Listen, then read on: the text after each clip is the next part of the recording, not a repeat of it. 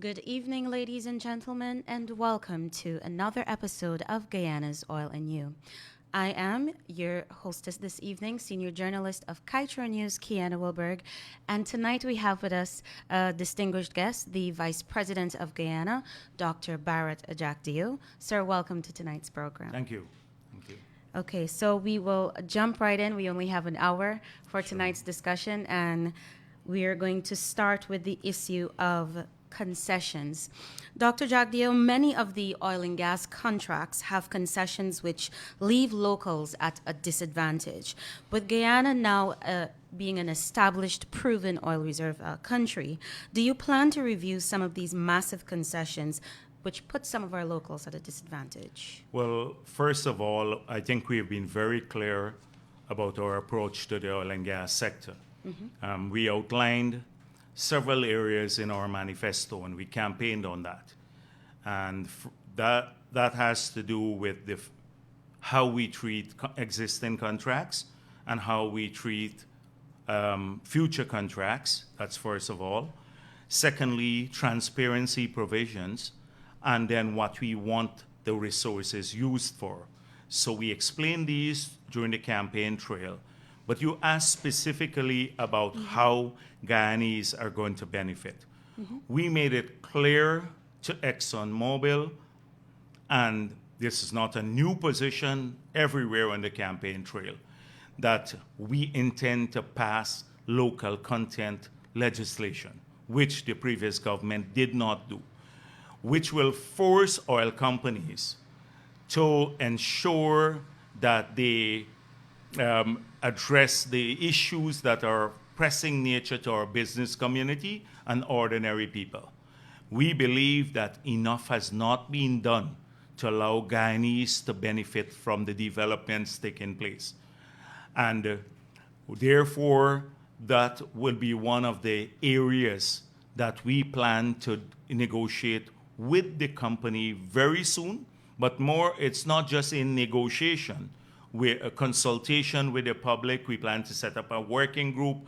That's why we reached out to Dr. Paul, because we know he did some seminal work in this regard. And then once we have come up with positions that will ensure that our people are treated in an equal manner. If you're a subcontractor, say a Trinidadian subcontractor now, and for ExxonMobil, you get duty-free concessions on everything, tax Correct. concessions. Correct. If you're Guyanese, and then they can then use the duty-free concessions and they bid on other projects. So they have an advantage over Guyanese who may want to build a warehouse but never got duty-free concession. Exactly. And therefore they have to compete with a company that has concession. That has to change. And this can't be, we made it clear to Exxon in our initial engagement that local content is not just for Exxon alone or the company, that it is for all their subcontractors. So Exxon could easily say, well, I've subcontracted the work out, and therefore that's not my responsibility. They will have a responsibility to ensure that their subcontractors also observe rigidly the provisions of the legislation in relation to local content. And we have to fix this. I don't want to regale you with examples that we have used on the campaign trail, but Guyanese are doing the same job and they get less pay. That can't happen in the future. Secondly, there are lots of work that could be done by Guyanese companies that are subcontracted to foreign companies. I understand a Guyanese company at this point in time can't build an FPSO, but they can definitely provide a whole range of services that are now contracted out to foreign companies. That has to change. And so you asked me about this, and we are moving swiftly. We're hoping before the end of the year that we have draft legislation that we can put before the Parliament to deal with local content and driving more business and jobs for our people. The whole philosophy is that we want the oil companies to prosper. But Guyanese have to share that prosperity. If we don't, then we might as well shut down the sector if we don't share the prosperity. And we're not gonna. We're gonna ensure that that happens, that Guyanese share prosperity. This is a promise we made to people, and we will observe it faithfully.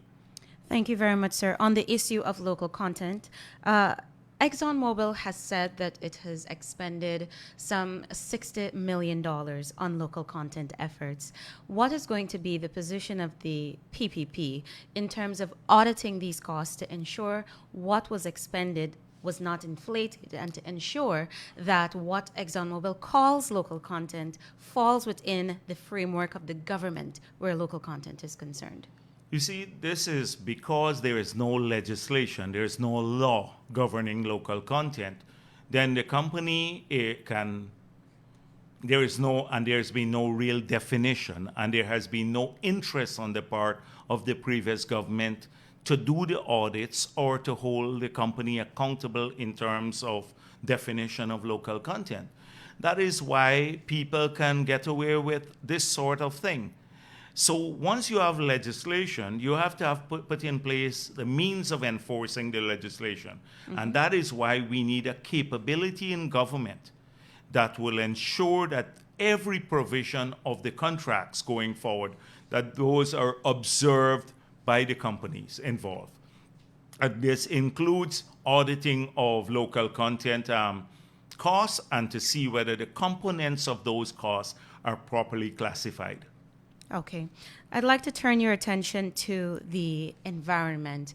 This has been a widely spoken on issue, and particularly as it relates to the Environmental Protection Agency, in terms of it being a well-resourced regulator. What is going to be the position of the PPP in terms of reinforcing the capability of the EPA to ensure it's able to keep ExxonMobil in line? Yes. So first of all, the environmental provisions governing the relationship between the state of Guyana and the companies must be enshrined and properly enshrined in the contracts, either the core contract or in the development plans. Right now, we're dealing with PAYARA. Mm-hmm. So once they're there, they have to be enforced. And that means developing a capability to do the enforcement, similar to the capability to monitor local content spending. Mm-hmm. So that is an important issue for us. We have made it clear that in the negotiations, even in PAYARA, that there are some critical issues that we have to be satisfied about. First, that there is adequate provision to take care of any spill and do it quickly, and that it will not bring an additional cost or liability to the state of Guyana, that it would all be taken care of by the company. Mm-hmm. Because if it gets to such a huge state that the government of Guyana or the people of Guyana have to take care of those costs, I think that was a concern raised by many people, then it could run into billions of dollars. Correct, yes. So that is one principle that we're operating under. Secondly, that issues like flaring, we have already taken a position that we want to go to industry practice in relation to flaring. But we want a policy, we would like a policy of no flaring, and we want the gas to come on shore for development. Then, say waste management. The company has to assure us that, a lot of big companies around the world, they have their subcontractors deal with this issue, and therefore they do not when they farm out the waste, so then they don't have a liability. So the main contractor, in this case, would have to own, say, waste from cradle to grave. And you can't just farm it out to the subcontractors who will probably cut corners and leave it as a cost to the country, because waste management is critical in these industries. So there are a number of things that have to be put in place, how we treat with carbon offset and a whole range of those issues that have to be treated in the contract, but EPA's capability to manage this must be enhanced, as you asked me. Now, the EPA, on the other hand, cannot become a humbug to investments, not just in oil and gas, but across the country. I'm talking about every sector, because sometimes we have seen that happening in many areas. So we want to strike that balance, but that is not in relation to oil and gas. That is for the entire country, because a lot of people have projects now that we get an enormous amount of complaints. Small projects that are classified would have very little impact on the environment outside of the oil and gas sector, where they have to wait forever to get an EPA approval, or often they have to pay money to someone to get this approval. So we want the agency to safeguard the country, our welfare, our people's welfare, but at the same time to be, open to economic development. So that's a position. Just to follow up on that topic as well, Dr. Jagdeo, can we expect to see some portion of the 2020 budget being allocated towards building the capacity within the EPA in terms of giving it the experts that it needs to be the regulator that is required for the oil and gas industry? Well, this brings me to an institutional approach. Mm-hmm. It's not just the EPA that you have to have advanced capabilities in. We plan to move eventually to a petroleum commission. So that would be a technical commission that will overlook and monitor these contracts. So you have less ministerial political involvement. Then in the ministry itself, you have to have policy capabilities, a whole range, enforcement, compliance capabilities, auditing capabilities, so that they can manage effectively these contracts and this sector. And we would like eventually to create a core of Guyanese managers, maybe 400 or 500 of our young, brightest people, to put them on scholarships, train them, and we believe the company must share this cost with us. 300,000 Guyana dollars is not adequate for this sort of thing, for training in Guyana. Now, the company pays millions of US dollars for its bureaucracy, and we share half of the cost. We pay half of the cost. That is the cost oil. So they too must provide enough funds for Guyana to build a great capacity, its own capacity, to monitor the sector. And this would be good for them, because then they'd have a core of professionals. Sometimes if people don't know about the sectors, they can be a bit unreasonable. But if you have a good quality indigenous capacity, when I say indigenous, I mean Guyanese capacity. Yes. And we want our people to become the regulators in the future. So you may not have a large amount of money in the upcoming budget for that, because we can raise grants, we can raise loans for this capability, we can get people assigned to us, and the company should help to fund some of these costs too, because in the long run it helps them to have qualified regulators. On the issue of costs and some of that being shared, what is your position on the cost expended on local content being recoverable? And does the PPP intend to take a real hard look at what costs the company can recover and what shouldn't be recovered? This is important. So from my briefing is that we have the pre-contract costs. Yes. And they're about 460 million that's on the audit, but these go only up to, from exploration up to 2017.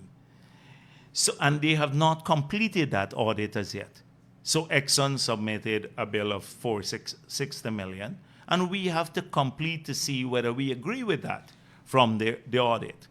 So it means that the costs from 2017 to now have not been audited as yet. And this, I don't want to call it criminal. I'm trying to switch away from some of the language that I've used before, but it's akin to being criminal. They're not looking out for interest. So how do we know that these are real costs? So it's not just what constitutes recoverable costs. It is also auditing all the costs, the submission on all costs. So to see whether they meet industry standards, etc. So that is a vital part of our plan going forward. You have to check. We want good partners, and we believe that Exxon and the others can be good partners, but we'd have to verify everything. We want, if you produce a lump sum figure, we want a breakdown. We want to hire our own people to check whether these costs are costs that should go to cost oil or they were spending excessive. Now, local content costs should also be, once it's found to be appropriate, should come out of cost oil too, just like appropriate cost from, say, the FPSO. That you buy the FPSO, we satisfy ourselves that this was the best cost they could have gotten for the FPSO. So too local content, because nobody will want to spend on local content if it's not against cost oil and it has to come from profit oil. None of the two parties would want to spend. But if we want more spending on local content, then once it's appropriate, then it must be recoverable against cost oil. Okay. I'll turn to the capacity of the nation to detect inflated costs in ExxonMobil's cost recovery bills. And the fact that there aren't any punishments at this time for whether companies are caught doing this. What is going to be the position of the government in building the country's capacity where this is concerned? So clearly in the future, right now, if we find that the costs are inflated, then we can, there must be remedies. Mm-hmm. You can't get off scot-free if you inflate the costs and then you expect the next partner to accept it without any remedy. There must be a remedy in the contract, and I believe arbitration is one of those remedies, right? So that as it relates to the existing contract. Mm-hmm. In the future, these are issues that will have to be addressed because the contract, the original contract, many people have been critical, including us in opposition. The newspapers, Kaieteur News, and many others, they have pointed out in huge areas of deficiency in those contracts. Mm-hmm. So, like the lack of ring fencing, yes, that is a key issue we have to address. Maybe profit oil, royalty, a whole range of other issues that are there. We were critical of the weakening of relinquishment yes. provision. I don't want to enumerate them. There are about 8 or 9 issues, the lack of rigid provisions for local content, the fiscal terms, etc. So we made it clear, and we said it on the campaign too, that we have to develop a standard PSA, a production sharing agreement, in the future. And where all of these issues will have to be addressed. And therefore, any company in the future that wants to negotiate a production sharing agreement will have to face those terms. So even ExxonMobil, which is the main operator on the Kanji block, the Kanji block and Kaieteur blocks, they will have different terms than the existing contract when they come to develop those areas. Because the provisions under the Stabroek Block, the agreement that Trotman signed, will not apply, and we ensure that that's not going to happen. We promise that already apply to future negotiations on the Kanji block and the Kaieteur block. And therefore, a lot of opportunities will be there for those areas to be fixed. Right now, immediately, we believe that we can, even without renegotiating this contract, the existing contract in relation to those provisions, there are areas where we can work together, where the company may not even be resistant to, because they've seen now the strong, passionate feeling of Guyanese that they have to benefit on these. That is increased local content, what we spoke of at the beginning. Mm-hmm. 2, moving our gas onshore swiftly, as quickly as possible to produce energy, probably protein for animal farm, for animal livestock industry, and also maybe in the first phase, LNG, that is cooking gas. So we are looking at that area too. That is a crucial area where you can bring almost immediate benefits to Guyanese through more jobs, more spending here outside of our royalty and our profit oil outside, and also will bring lower cost to them and will push our industrialization forward. That's what we are looking at to improve what we have immediately. Okay, and before we go to our first commercial break, I'll just like to take you back to the environment and conclude on that subject matter. Sir, you're often regarded to as the champion of the earth. I'd like to know, how does the champion of the earth feel about the fact that ExxonMobil has flared over 10 billion cubic feet of gas offshore Guyana, and it continues to do so? Have you sat down with ExxonMobil to express your displeasure about this? And how do you intend to incorporate the learnings on the environmental aspect into the PAYARA review? Sure. So, first of all, a ton of carbon emitted in Guyana has the same impact on the world as a ton of carbon emitted maybe in China or anywhere else. Mm-hmm.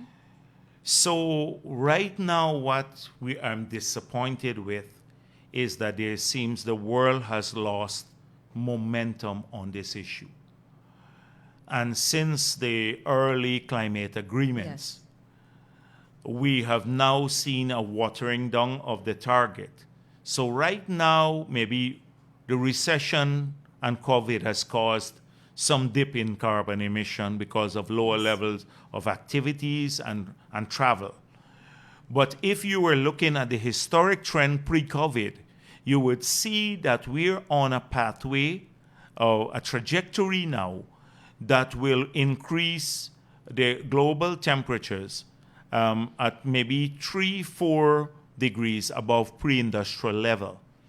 And at a 2-degree increase, even 1.5 the world was arguing for, above pre-industrial level, that is already disastrous for many countries, like low-lying states, etc. So you can see that global emissions in the pre-COVID era, that those emissions were still too high globally. Guyana remains a carbon sink. Mm-hmm. So with our forests, we emit less carbon to the world, right, our carbon emission, than we take out from the atmosphere through our forests.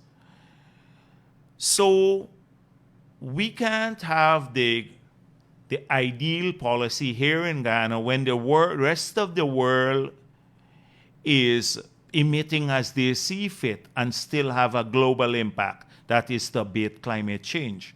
Nevertheless, we must head there.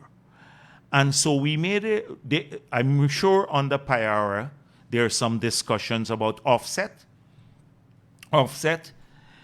Two, Exxon and the others have to spend more here on environmental issues.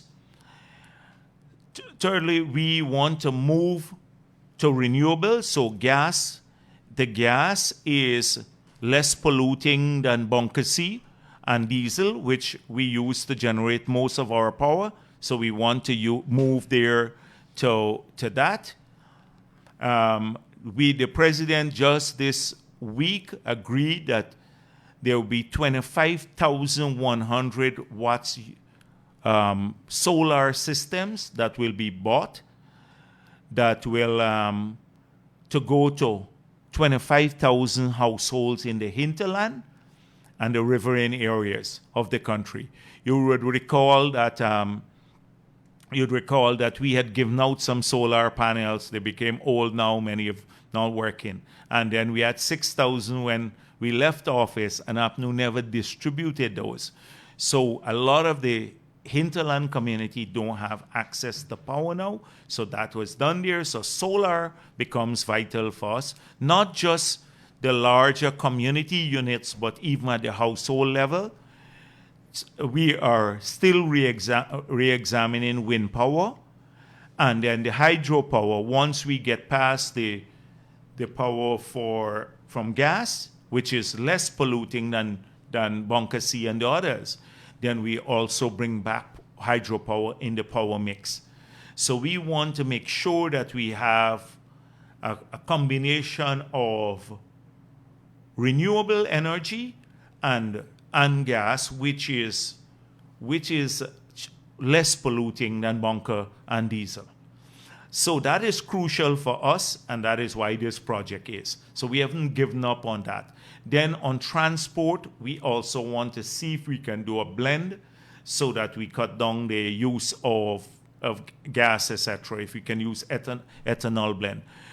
Energy saving devices, all of these issues will be put in place. So coming back to the issue of us being a producer, and many people say, "Oh, you're a producer of oil now, and therefore the world is against oil or using oil because it has a polluting impact." And there are many people now saying we should not produce oil again. We don't have that option in Guyana. Our people badly need development. And we have to make sure that we produce the oil and get as much out of it for our people to invest long-term in other sectors so they can get wealthier, they don't have a decent life. That is what it is about. And wherever the oil is used, where it's consumed, there must be a sin tax or a cap and trade system. So wherever it's consumed in the world, because we're not going to consume most of our oil, we're going to renewables, etc., that is where they pay the price for the environmental impact. So if there's a carbon tax or a cap and trade system, that is where the price is paid on the environmental side to dissuade people from using it. So that has been our approach. We need to produce because our people, we need to build world-class infrastructure for our people. The president even this week spoke about the four-lane bridge across the road, the bridge across the river. We have to build for 50 years into the future a four-lane road all the way to the airport. The president has already started working on this. Last week we had several meetings to engage this process. Hopefully it would start very soon. I saw that we need 50,000 new house lots and help people to build their homes. The president sent me something that he's personally worked on, identifying the areas where we can find the land to do that. And now all that he needs to do is to match the demand with the areas. So a lot of these things require money. Now, right now, you know the state of the economy. We have borrowed $150 billion at least from the private sector and the central bank.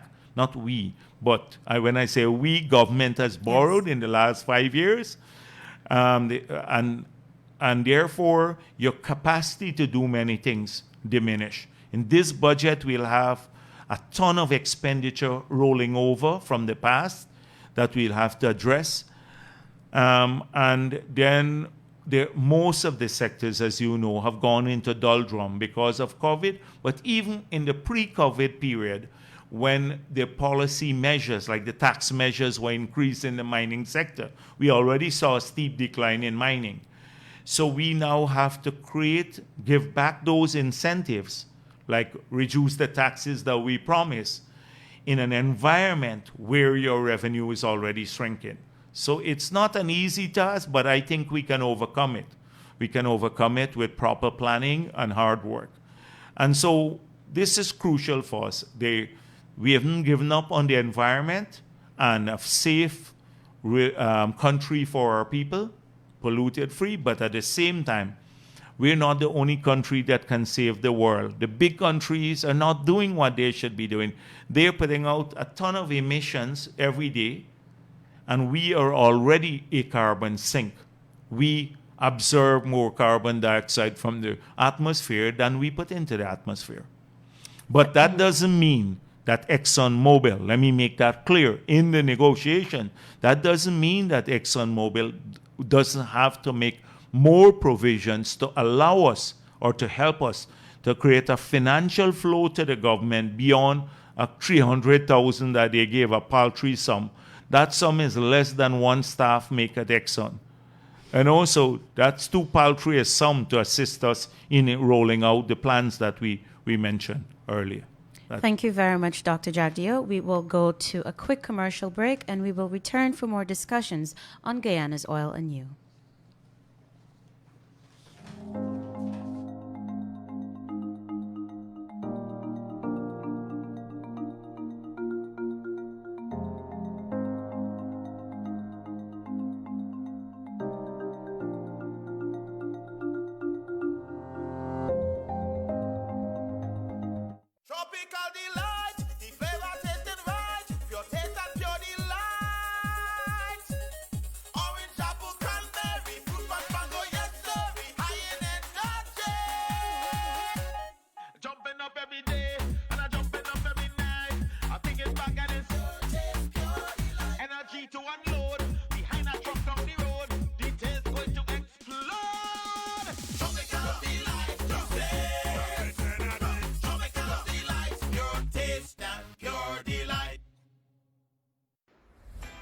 COVID-19 tips sponsored by Soap.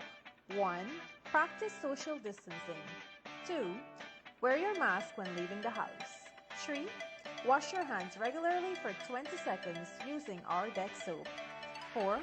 Cover your nose and mouth with a disposable tissue or flex elbow when you cough or sneeze. Choose Soap for that extra cleanliness. Soap is affordable and available nationwide. Obey your thirst for the truth. Because you're worth knowing the truth. Quench it with Kaieteur Radio. Demerara and Essequibo 99.1 FM. Berbice 99.5 FM.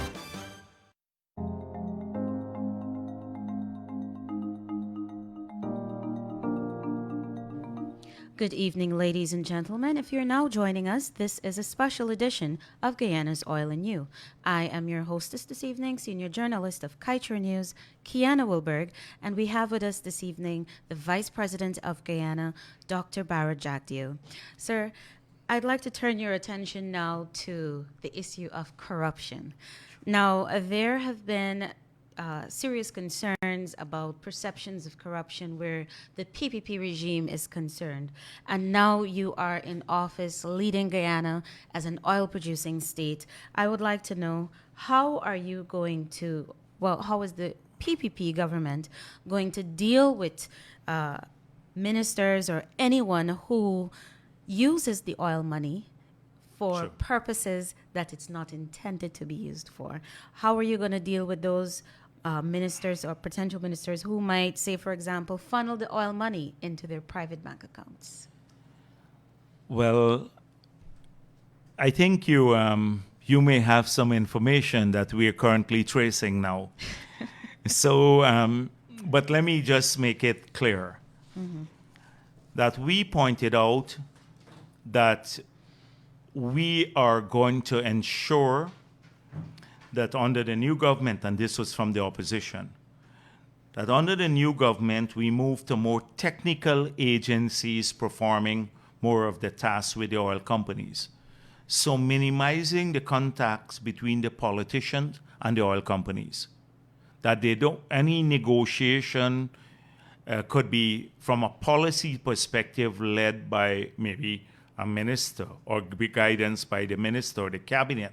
But the negotiations themselves are done at the technical level. So minimizing contact at that negotiating level where a person could trade policies. I gave you a weak policy. We were all shocked to learn from Global Witness report that former Minister Trotman, in spite of several advice to hold on for a couple of weeks more, he just went ahead and he is not equipped to deal with the technical issues. Nevertheless, went ahead in a speedy manner and signed the contract. So we want a process.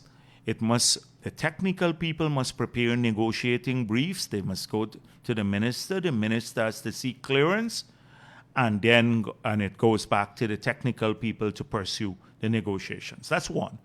Two, we promised and we intend to implement this very soon, if not the first few, as soon as we get over the budget. The legislation that will criminalize non-disclosure of revenue or any receipt from oil companies. So we made it clear that the Minister of Finance or the Secretary to the Treasury, they would have under legislation to gazette every cent collected from the oil companies, big or small, $1 or $100. You know what happened with the 18 million US. That could never happen again. So they must gazette all of this so that the country can read the official gazette and know how much we collected, in what month, etc. And they also have to notify the parliament, all within a time period, maybe 3 months. Should they fail to do that, there would be a jail penalty attached to it. So if the country knows how much we've collected every year, you, Kian, can go to the gazette, the official gazette, and just add down all the sums. And then you, as a private citizen, will know Guyana collected this amount of money for the year, say 100 million US dollars. Secondly, once that's paid into either the Sovereign Wealth Fund or the Treasury, it has to go through the budgetary process and the audit process. So the only reason people can steal money is in many of these countries. We looked at the experience in lots of countries, is when nobody knows how much money you've collected. Like we did not know that they collected the 18 million. And then Jordan said he thought it was a gift. Right here on Kaieteur radio, weeks before the elections, said he thought it was a gift. It was not a gift. It should have been paid into the Treasury and the Parliament notified. So if you have that, then you will never be able to do that sort of thing. And therefore, so that is a key provision for us. There'll be other transparency provisions. We promise to work on campaign financing legislation. So in the future, there's big worry that big oil companies can buy out political parties and all of that. So we'd have to work on that a little bit later. But those things hopefully will create the environment of transparency. Then in the other sectors, what they have done is to personalize contracts. So they have destroyed the institutional settings for contract. Even as I'm speaking, I saw stacks of contract that were dealt with outside of a tender board environment or scrutiny. So when you undermine the procedure for awarding contracts, you don't advertise, or the selective tendering are done with only 3 people in your office, like the Olita Moore contracts, then there's room for corruption, enormous amount of corruption. So we have to go back rigidly to put in place the safeguards we had in relation to tendering, etc. and the regulations would be in place. And then audits. So you wouldn't believe that NISIL, in 5 years of this government, with all the talk of transparency, never had an audit. Not in any of the 5 years. And the Minister of Finance and all of these were talking about NISIL and Harman, who was on the board, I think, in the early stages, can now get up and talk about transparency with all the criticism of NISIL under us. We ensured that in 2012, we published a list of every privatization transaction, a huge document, and showed the process through which they were privatized. And that process involved the privatization unit on the NISIL going to a board, or the privatization board, which was made up of 3 persons from the government, 1 from the private sector, 1 from the labor movement, and 1 from consumer affairs. And then their recommendation going to the cabinet. In the case of the last government, the privatization unit, NISIL was making all of these decisions. And some of the decisions were not even made. We've seen some horror stories with the sale of assets. No scrutiny whatsoever. So we have to ensure that you put in place back the systems that would discourage corruption. And the Auditor General capability must be built up enormously to do these audits. So I think we can, building up the capability, and the President has already made it clear to ministers and everyone that they have to act transparently. They have to, and frankly speaking, as General Secretary of the PBP, if I see something wrong, and we speak up about it, because we're not going to allow anyone to taint the government. Once it's not a campaign, and it's unfair, because sometimes they're campaign against people too. And you know, I faced a ton of that campaign about, I have big mansions in Florida and all kinds of stuff, and of course they couldn't find it. It wasn't true. But once it's real, we'll address it. Thank you for that. I'd like to go to my final question before we wrap up. Sir, on the election campaign trail, you would have expressed your desire to examine certain policies for the oil and gas sector. Can you give us some more detail now that you're in office as it relates to how these policies that you had in mind at that time might help us to avoid oil dependency? So clearly, the oil resources have to be spent in a fashion that doesn't create the Dutch disease, where it changes relative prices and kills the competitiveness of your other sectors. So we have to watch that carefully, and how the balance of payment position evolves, because that will have a direct impact on real exchange rate. So, because we don't want it to appreciate too steeply, then you will have the other sectors becoming uncompetitive, particularly agriculture, manufacturing, tourism, etc. So that's the overarching macroeconomic consideration in terms of using resources. But we also believe that the money must be spent to assist people to live, first of all.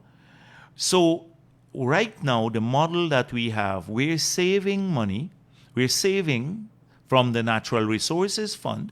We have about 90-something million there. And it must make sense to people. And we borrowed $17 billion and are through the bond, and we are paying 4.75% interest on that. So you have the government saving this money here, and then you're borrowing there. Not that it's a bad principle, but there must be a de minimis level. If people are starving, you have to save beyond 200 million, we'd start saving. But we have to make sure that, especially in the COVID time, that some of this money reaches people so they can help their family. Women who are single parents, help them to start jobs right across the country. The indigenous communities, a lot of the kids in the urban centers, South Georgetown, talking to them on the campaign trail or Sophia, they don't have a job or a prospect of a job. We have to use some of the resources to help them. Secondly, we have to use these resources to leverage them and the oil resources to build the economy of the future. Put in the infrastructure that will support the economy of the future. Cheap gas, good transport, a deep water harbor, a modern airport, not the monstrosity, but what they've done there is criminal. But I don't want to get sidetracked into that. So I believe the oil resources have to be spent knowing it's a wasting resource, because once you extract it, it's gone, to build our capability in the other sectors, to make our agriculture and our tourism and our manufacturing and other sectors competitive, globally competitive, and our services sector, etc. So years from now, we're not totally dependent on oil, because if those sectors die off, if there's a change of the relative prices, you will become like Trinidad and Venezuela and the others. We have a relatively diversified economy now. So you're going to hear more of how we're rethinking the entire scheme of using oil resources, all in a transparent manner. Transparency will not be compromised, but we'd use it to ensure that future growth is assured and well-being of our people. Okay. Thank you very much, Dr. Jagdeo. I'd like to give you a few minutes for your concluding thoughts on Guyana's future as an oil-producing state and in terms of the management that we can expect from the PPP administration. Okay. Before I do so, I just wish to, because huge problem we have now, every Guyanese, and it's a big fear people have, it's about the COVID-19. Yes. The president yesterday spoke extensively on that matter. And now that we are testing more, the testing has gone up exponentially. Yes. We're going to find more cases. For example, we were deluding ourselves that Region 5 didn't have any case. And guess how they discovered that Region 5 had a case? When the woman was going abroad, she went for a test. We didn't discover it. And found out she was positive. So many places there, I believe, and if we do antibody tests, we may find thousands of people who've had the COVID and were asymptomatic and now have antibodies. But because the testing, testing 40 to 60 persons a day was inadequate. And so the testing is going up. We'll find more cases now because there are more cases out there. And then people have to be you can't shut down the country totally. You know the consequences of that. People are not prepared to accept that now. They're coming out because they have to work, they have to eat, a lot of stuff. And they're unprepared, even the airports. So we are putting in place these protocols, but people have to observe them. People go to the market and they should walk with their mask. If they don't have a mask, we can make the resources available so they can get masks.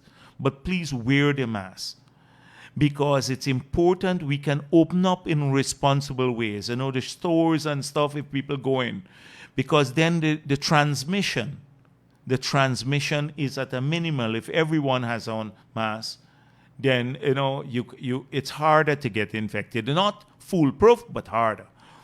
And so I want to make to plea with people that we have to have some semblance of normalcy opening up, but they can help enormously if they follow the protocols, and that more testing will be done and we'll find more cases because enough was not done. We didn't have the kits. Now we're buying the automated systems, etc. And so we're going to move from a few hundred tests to maybe 500 tests a day. And you will see the figures go up because people have COVID. out there, and they're out there, and they just passed it, and without even knowing, a lot of people. They think it's just a mild flu and stuff, and many of them can infect. They're infectious. So they don't even know they have it. So this is an important thing, and I want you to pay careful attention to what the president said about trying to help. The 4.5 billion he mentioned that we set aside it's not coming from the Treasury. We are issuing a special bond through the central bank to raise the money. We'll put it in a special account and we'll repay it once the budget comes out. So we are raising the money before the budget because that's urgent. Now we deal with it. Help prepare the schools back, and also the hinterland community and spending at people's home. We want to get the help urgently to them. So I want to plead with people to understand what's going on and to try to deal with this. We have to learn to live with this. It's not going to disappear until they find a vaccine. We are all praying that a vaccine is discovered swiftly. There has been a lot of progress in this regard. So that's one. And then in the last couple of days, we've had enormous amounts of calls on this. And tonight, there's been some action taken about this accelerated capital. This is a company apparently on the east coast of Demerara that has been collecting large sums of money. We have heard so far it's from the regulators, both the central bank and the Securities Council, that this company doesn't have a license. It's illegally operating a financial services company, and that there are thousands of Guyanese who put their money into the scheme. Thousands could run as much as into nearly $30 million US. Been operating for quite a while. The Securities Council wrote Felix because it's run by a Cuban who is naturalized, and since October last year, and Ramjatan since last year. And nothing took place. Nothing happened in terms of regulating this. If we are not careful, you know how these things operate. This could be a scheme, one of those schemes where people lose all their money. And I want people to be extremely cautious. When we are confronted, when I saw this, I'm shocked that this was operating all along. And the government at that time was notified about it. And they didn't do anything to protect the people of the country, because people are told, they make a lot of money, and apparently a lot have been invested. So tonight, action is being taken, and action in the form of? The Securities Council and the others are working with the police to ensure that people don't flee the country, first of all. Okay. With Guyanese money. And I know it must come as a shock to people. I heard people sold their car and their homes and all and invested in this. When I heard all of this, we heard about it, by the way, and from some individuals, but we did not know the scale of it. But it's shocking this afternoon, and we have a duty to notify people. I know a lot of people, and the guys, apparently they're very cagey. They tell people, they have money in Vegas and the central bank is not allowing them to bring back the money, and that the last government didn't give them a license. This government will give them a license and stuff like that. We are very concerned about it, and if people are listening, they should be concerned. We have asked the regulators to deal with this. Those are two things I wanted to bring to your attention. Okay. You asked about managing the sector. We want to do so openly, transparently. Many times we may not have the same view. Like I know if you talk to 10 experts on local content, every one of them have a different view as to how to address it. If you talk about the 10 experts on regulations, some are pro-industry, some against, some want total shutdown. We're going to be driven by the technical expertise, and many times we may even have a different view than the newspapers or so, because of the experts in the newspaper. But one thing will not be compromised. That is the best interest of the people of this country. And we made it clear that we are going to try to, as far as possible, ensure that Guyanese benefit from these resources. We have opportunities in the future when new negotiations come up. But we can't shut down the industry as some people are calling for to. Industry will be vital, the oil and gas industry, to our future. But we have to do it well and see our people benefit from it. Okay. Dr. Jagdeo, thank you very much for being part of tonight's discourse. We hope that we can have you back on the program again. Sure. And this initiative, it's geared towards educating Guyanese about the different aspects of the oil and gas industry. It's very complex. And we're going to make sure that people who are advising and stuff, that they're available more to the media so they can explain why a particular advice and why we went a particular route. Because I believe in a gap where you have you don't have information, then a lot of conjecture will occupy that space. So we want to make sure that more people are accountable. If we can't explain a policy, we shouldn't put it in place.